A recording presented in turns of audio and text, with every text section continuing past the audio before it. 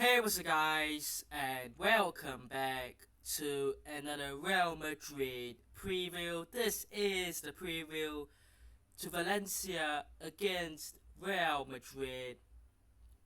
Um, Back we go. After a nice little break, about a week and a half, in this sort of Christmas season period, and it's been boring without Real Madrid playing. Of course, you know, football in general, there have been other leagues going on, but La Liga taking that break.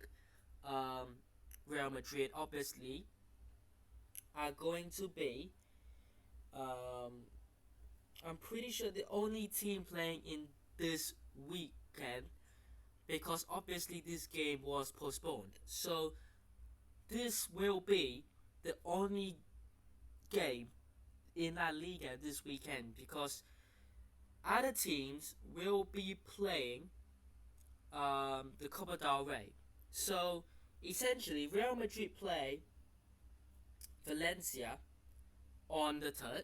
I think Barcelona play their cup game on the 4th or the 5th. And then Real Madrid play the cup game on the 6th. So it's going to be very tight in terms of the schedule.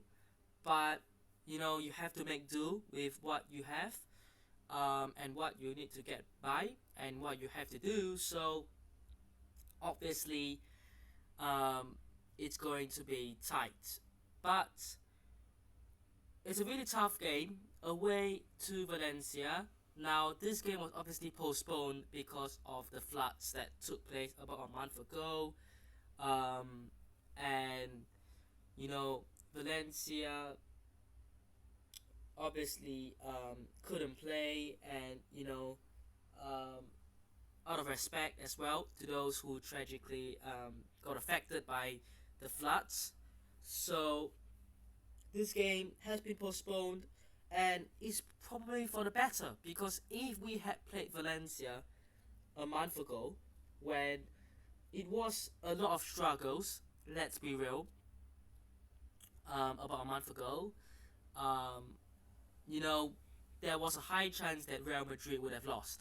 Now, I'm not saying that we are going to win, but I do believe that the chances of winning it will be higher. Now, let's not disrespect or disregard Valencia away at the Mestalla.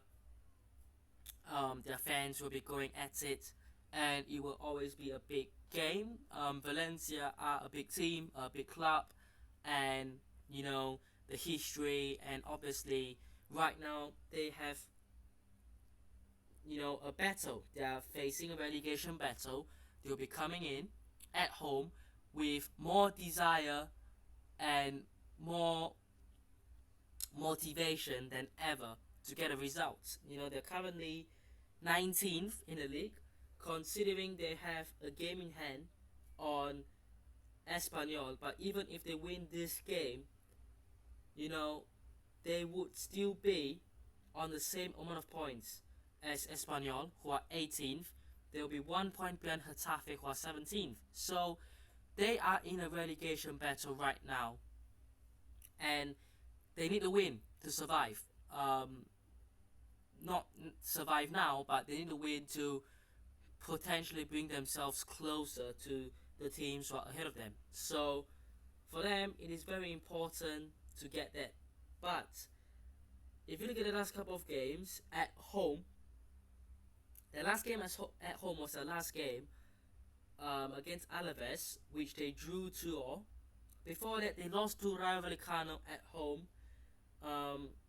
They did beat Real Betis 4-2 at home back in November.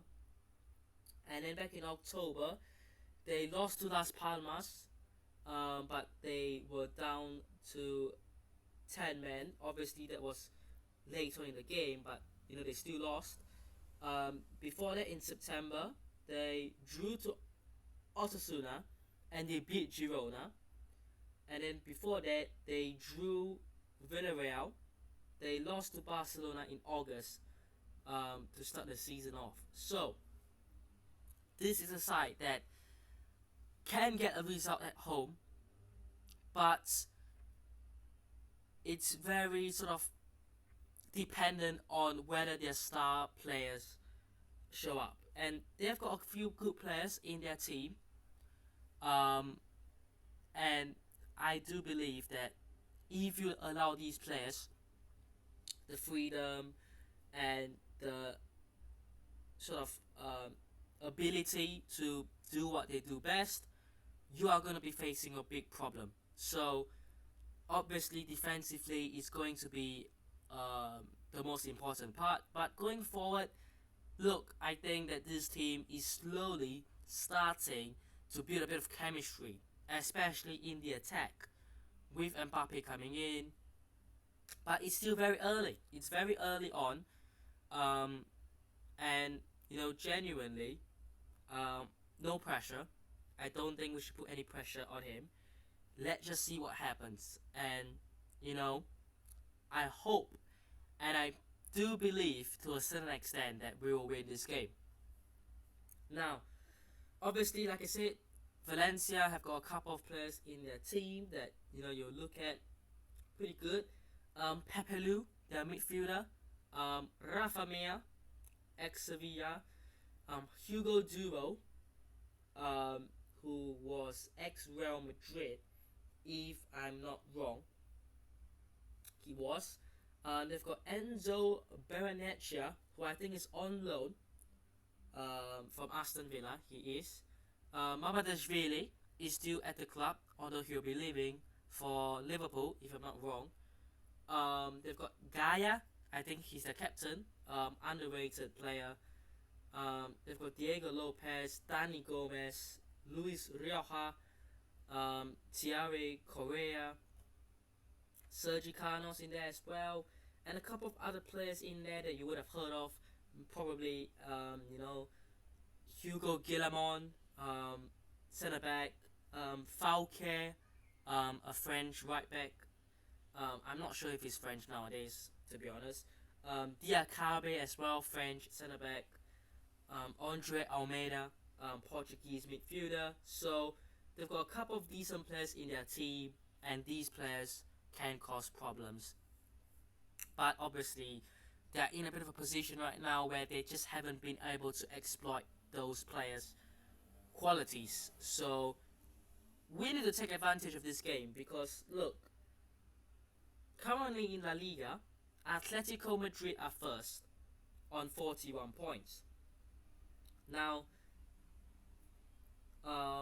they've also got the game in hand on Barcelona, just like we do.